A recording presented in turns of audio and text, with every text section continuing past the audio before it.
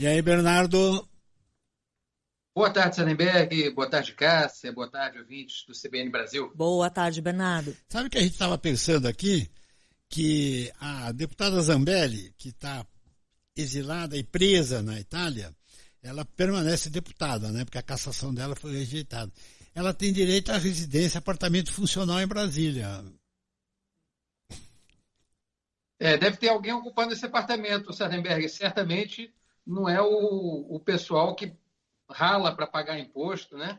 E para sustentar a vida dos deputados, né?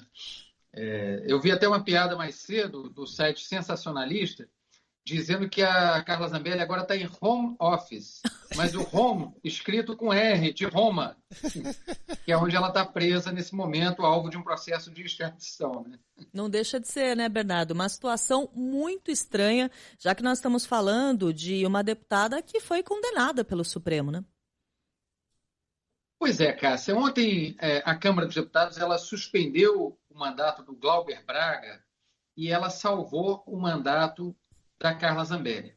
E isso diz muito, na minha opinião, sobre o Congresso que a gente tem aí. Eram casos que estavam sendo tratados como um combo, né, como um conjunto, embora sejam casos muito diferentes. O deputado Glauber Braga, do PSOL, estava sendo processado e já tinha tido a cassação aprovada no Conselho de Ética por causa de um incidente, de um episódio, em que ele chutou, deu um pontapé num militante do MBL que estava perseguindo ele pelos corredores da Câmara e que, segundo o relato não só do deputado, teria xingado a mãe dele. Aliás, no Conselho de Ética, esse militante do MBL assumiu que xingou a mãe dele e xingou de novo, inclusive, né? A mãe do deputado que estava, na época, com Alzheimer, estava hospitalizada e que morreu algumas semanas depois desse episódio.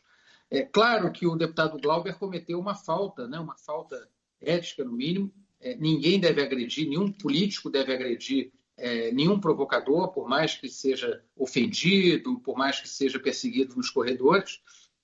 Mas o fato é que, diante do que se tem hoje no Congresso, claramente não era proporcional uma pena de cassação. O que salvou o Glauber ontem? Foi um conjunto de três coisas. Primeiro, a mobilização social que o deputado conseguiu em torno da preservação do mandato. Muito ativismo em rede social, apoio de personalidades da sociedade, de artistas, enfim, muita pressão sobre os deputados, pressão que ficou ainda maior com aquele ato dele ali, um ato quase desesperado de tomar ali a cadeira do presidente da Câmara.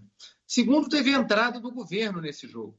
O governo, pela primeira vez nessa história toda, nessa novela toda, orientou a favor do Glauber. O governo vinha evitando se comprometer diretamente com esse episódio, entre outras razões, por achar que o Glauber já estava com seu destino selado, já seria cassado de qualquer jeito.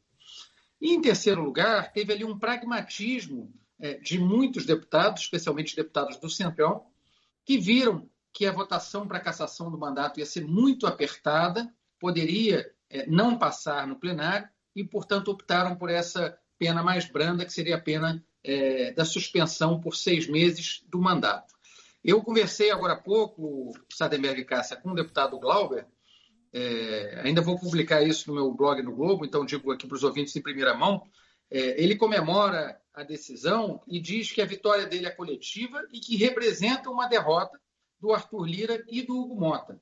Portanto, é um deputado que estava disposto a cair atirando e, mesmo suspenso, vai continuar atirando contra esse grupo e prometendo seguir na cruzada dele contra a farra das emendas, a questão do orçamento secreto. O caso da Carla Zambelli realmente é um caso espantoso, porque a Câmara dos Deputados optou ontem, voluntariamente, conscientemente, por descumprir uma decisão do Supremo Tribunal Federal. O Supremo determinou a prisão, a condenação da Carla Zambelli por aquele episódio da invasão dos sistemas do CNJ. Ela está presa na Itália, ela pode ser extraditada para cumprir pena de prisão no Brasil e ela tinha sido condenada também à perda do mandato. O que a Câmara fez ontem foi descumprir essa parte da decisão e dizer que não, que o mandato parlamentar está preservado. Agora, de fato, é uma situação esdrúxula, porque a deputada ela está sentenciada, está condenada, em última instância, a cumprir em regime fechado um período maior do que aquele período que resta de mandato parlamentar. Portanto, a gente vai ter uma deputada presidiária, pelo menos até segunda ordem, até que o Supremo eventualmente suspenda essa decisão da Câmara, coisa que também aconteceu lá atrás, no caso do deputado Natan Donadon. Então, cenas do próximo capítulo, e isso, claro, vai agravar, vai aumentar o clima de crise institucional que a gente tem nesse momento entre o Congresso Nacional e o Supremo Tribunal Federal. Obviamente, os ministros não estão satisfeitos com essa decisão porque viram isso como uma afronta a uma decisão judicial do Supremo da cassação do mandato. A Câmara, entre cumprir a decisão e proteger uma deputada criminosa condenada, acabou escolhendo a segunda opção. Não teria havido um acordo, Bernardo, mais ou menos assim, tipo Centrão, olha aqui, a Carla Zambelli, a Câmara não caça o mandato dela, mas o Supremo Tribunal Federal, por outras vias, mantém a cassação e assim fica resolvido o problema, ela fica cassada. Isso a gente vai ter que ver, né, Sademec? Porque nesse momento a cassação, enfim, foi derrotada no plenário. Né? Isso. Então, nesse mas momento, ela se você entrar lá no site da Câmara... ao Supremo, né? O assunto não acabou. Nesse momento, ela é considerada uma deputada em exercício, por mais que não possa exercer o mandato, naturalmente, de dentro da cadeia. Não me parece haver um acordo nesse ponto, porque a reação do Supremo foi de indignação. Ontem e hoje, pelos contatos que eu fiz, e que outros colegas fizeram também, da parte do Supremo Tribunal Federal, há muito descontentamento com essa decisão de plenário. Na visão dos ministros do Supremo, essa votação nem deveria ter acontecido. A mesa da Câmara deveria ter dado cumprimento à decisão judicial e já declarado extinto o mandato da Carla Zambelli, como, aliás, vamos lembrar, foi feito no caso do ex-deputado Paulo Maluf, que também foi condenado, em última instância, no Supremo, por crimes comuns, e teve o mandato extinto sem a votação em plenário.